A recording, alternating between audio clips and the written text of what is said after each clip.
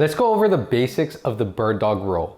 And I want to emphasize that the limiting factor to this exercise is your core stability. So make sure that you're stable first before loading up and trying to do more weights. And I can't emphasize that enough. This is not going to be your heavy load to really focus on back strengthening. It's going to work your back, but with the limiting factor of how stable you can be.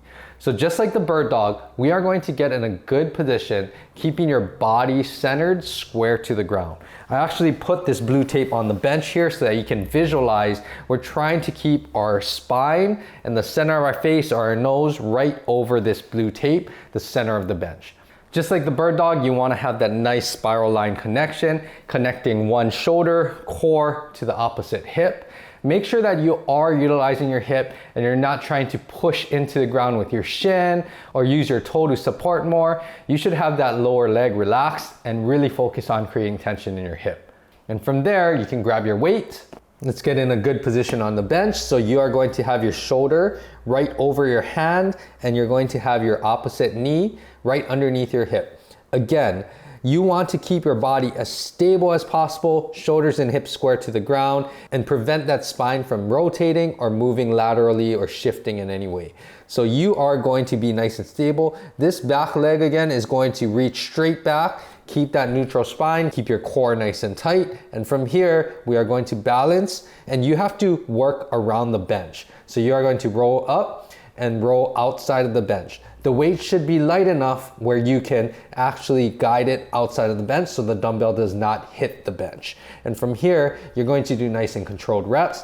Really focus on pulling that shoulder blade back towards your spine and you are going to drive that elbow up. Again, try to keep the top of your shoulder pulling back so it doesn't dip forward. And you are going to do this on both sides. So switch your legs and switch your hands.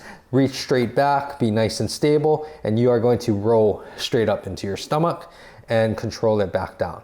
It should look nice and stable. If you are having trouble stabilizing or you're coming out of position, you should lighten the load. Really emphasize and focus on the stability first, and then you can go up in weight.